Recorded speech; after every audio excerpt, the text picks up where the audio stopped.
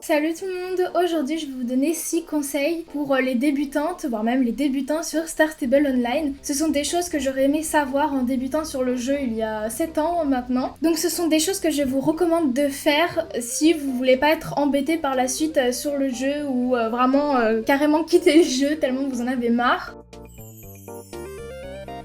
Donc on commence avec entraîner ses chevaux dès le départ sur le jeu. Donc il faut faire ses courses à peu près tous les jours parce qu'après vous aurez des chevaux de tous les niveaux un peu différents. Et un cheval, il a ses statistiques au maximum lorsqu'il est niveau 13. Et après vous vous retrouverez avec plein de chevaux qui ont plein de niveaux. Donc premièrement je vous conseillerais d'entraîner vos chevaux très rapidement lorsque vous les avez, même avec votre cheval de départ. Donc petite information, c'est que le cheval, il a ses statistiques au maximum lorsqu'il est au niveau 13. Du niveau 14 à 15, bon c'est mieux qu'il soit niveau 15 parce qu'il a une plaque spéciale après sur l'écurie, mais c'est mieux de les entraîner tout de suite parce qu'après personnellement je me suis retrouvée avec une montagne de chevaux à entraîner, parce que si vous avez l'intention de beaucoup dépenser sur le jeu et d'acheter beaucoup de chevaux et de faire beaucoup de craquage, je vous conseille vraiment d'entraîner vos chevaux parce qu'après vous en pouvez plus en fait. Moi à un moment je me connectais sur le jeu, je voyais que j'avais au moins 60 chevaux qui étaient du niveau 1 à 13 et c'était juste insupportable. Bon, j'avais même plus envie de les entraîner. La plupart des chevaux, je les achetais sur le coup, mais après je les aimais plus, donc après pour les monter c'est un truc pas possible. Donc voilà, c'est un petit conseil, voilà, d'entraîner vos chevaux dès le début lorsque vous le pouvez et genre que vous les aimez bien. On reste avec les chevaux, donc bien évidemment, n'achetez pas des chevaux que vous n'aimez pas, parce que je sais qu'il y en a sur le jeu qui ont des Star Coins et qui directement vont aller acheter un cheval juste histoire d'acheter son premier cheval, et après en allant dans d'autres régions découvrir une autre race de cheval qui était bien plus adaptée à vos goûts, et du coup vous allez avoir votre premier regret, et ça je ne vous conseille pas parce que les Star Coins c'est très important.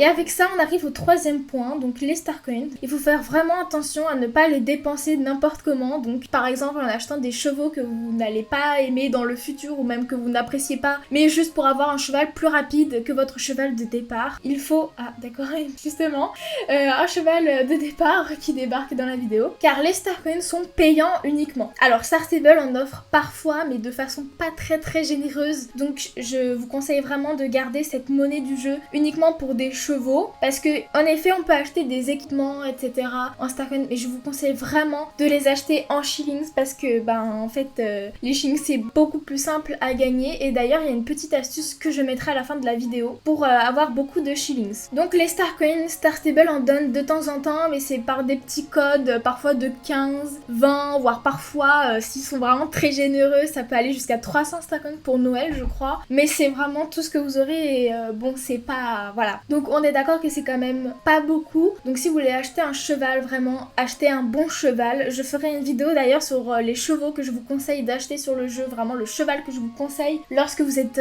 débutant, ou même quand vous n'avez pas beaucoup de chevaux et tout ça et vous hésitez sur une race. Je ferai ça bientôt. Le quatrième point est relié en effet au StarCoin et à tout ce que vous pouvez acheter sur le site de Star Stable, donc que ce soit StarCoin ou abonnement Star Rider. Je vous conseille vraiment très fortement d'acheter vos StarCoins lorsqu'il y a le week-end StarCoin doublé qui arrive une fois par mois. Alors nous ne savons pas exactement quand est-ce que ça peut tomber exactement dans le mois, ça peut être à la fin du mois, début du mois, je ne sais pas toujours, mais souvent ils font, tous les mois, mais tous les mois il y a le week-end donc des StarCoins doublés. Donc par exemple au lieu de 5000 StarCoins, vous pouvez en avoir 10 000 pour le même prix, donc c'est vraiment mieux pour le coup, et sinon c'est un peu une arnaque quand vous achetez 5050 pour 50 euros, enfin c'est un peu plus de 50 euros d'ailleurs, donc voilà, je vous conseille vraiment d'attendre les offres de StarCoin doublé, s'il vous plaît, je vous en supplie, ne faites pas cette erreur. Et pour l'abonnement Star Rider, alors ça je crois que c'est uniquement pour le Star Rider à vie, vous avez une réduction, parfois il se met je crois vers 45 euros au lieu de 70 euros, donc c'est vraiment mieux, et c'est pareil, un peu moins une arnaque parce que j'aime beaucoup Star Stable, vraiment j'adore ce jeu et tout, mais franchement Star Stable ne vaut pas ce prix, vraiment 70 euros, je suis désolée mais il ne vaut pas ce prix, donc je vous conseille vraiment de l'acheter le moins cher possible. Donc il faut attendre des offres, alors ça par contre c'est pas tout à fait, non c'est pas tous les mois, mais il faut attendre un peu, parfois ça peut tomber quelques fois, donc il faut vraiment attendre, il faut avoir un peu de patience.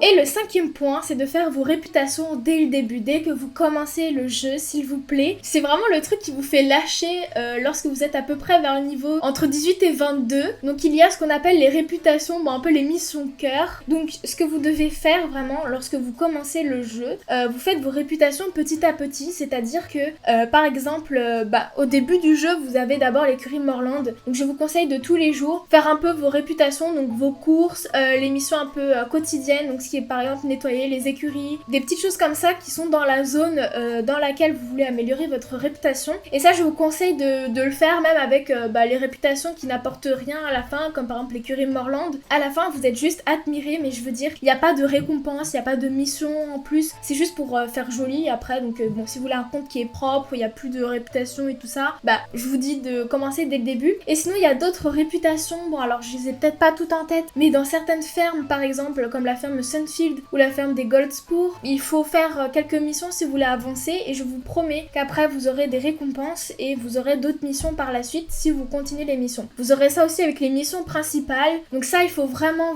faire vos missions quotidiennes si vous voulez avancer comme ça dès le début, si vous voulez que votre avancée dans le jeu soit très fluide, parce que je vois vraiment les gens faire leurs missions et tout ça, enfin vraiment tryharder, et puis d'un coup plus rien, j'ai des réputations à faire, ça va me prendre un bout de temps. Donc si vous voulez vraiment que votre avancée dans le jeu soit fluide, je vous conseille vraiment de commencer dès le début à faire vos réputations, vos tâches quotidiennes et tout ça, et ça vous aidera d'ailleurs à avoir des shillings pour ensuite vous acheter des équipements. Donc vraiment ça vous aidera, et donc c'est vraiment un truc à faire, et faites ça avec un peu de tout, donc à Morland, Fort Pinta, le village Silverglade et tout ça. Dès que vous débloquez un endroit, faites la nouvelle réputation qui est débloquée, vraiment trouvez un peu les petites tâches. Donc les missions quotidiennes c'est les missions bleues, et donc vous verrez qu'elles vous apportent tant de réputation à chaque fois.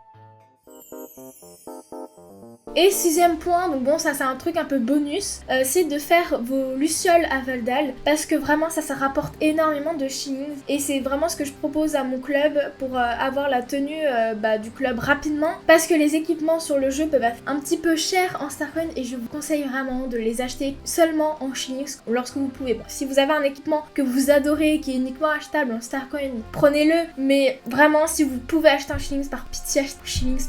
Bon après c'est votre argent, vous faites comme vous voulez, mais c'est vraiment un conseil que je vous donne dès le début, de pas faire cette erreur. Si après vous avez l'argent, si vous voulez vraiment tout dépenser tout d'un coup, si vous en avez rien à faire, faites-le si vous voulez, mais c'est vraiment pour les personnes qui n'ont pas trop les moyens d'investir dans le jeu, et qui après se demandent pourquoi j'ai plus de Starcoin, alors que vous avez déjà tout dépensé dans des choses un petit peu inutiles. Donc la réputation des lucioles à Valdal, donc vous aurez une mission à l'entrée de la forêt à Valdal qu'il faudra faire pour ensuite débloquer la pierre qui se trouve au village de Valdal, et donc vous pourrez ensuite échanger vos lucioles contre des améliorations. Alors vraiment il faut commencer par prendre les améliorations et pas les cosmétiques, parce que au début c'est un peu compliqué d'avoir des lucioles, et si vous faites l'erreur de tout de suite prendre les cosmétiques, eh bien vous utiliserez vos lucioles pour des choses qui auraient pu être plus utiles pour la rapidité dans vos lucioles. Donc voilà. Donc ensuite pour faire vos lucioles il y a plusieurs tutoriels un peu je crois sur YouTube, donc vous pouvez en chercher, ou sinon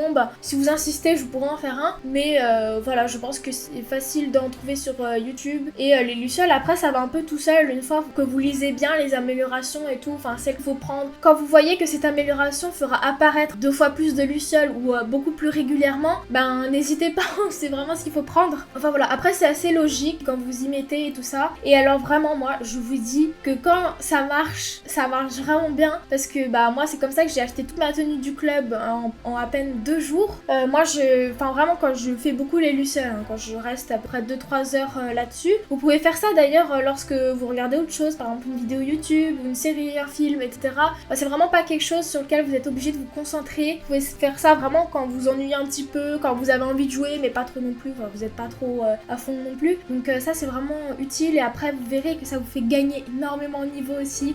Moi c'est comme ça que je suis arrivée au niveau 25 en très peu de temps. D'ailleurs j'ai fait une vidéo dans laquelle je monte en niveau en en 3 jours. Donc voilà, je suis passée de niveau 22 à 25 grâce au Luciole et à plein de choses aussi parce que j'ai fait mes réputations et tout ça. Donc voilà, ce sont tous mes conseils pour les débutants sur le jeu. Si vous avez d'autres conseils à donner en commentaire, des choses que vous auriez aimé savoir en commençant le jeu, je suis preneuse, voilà, dites-le en commentaire, ça pourrait aussi aider. Et moi je vous dis à plus pour une prochaine vidéo, j'espère que vous aura plu, qu'elle vous aura aidé, etc.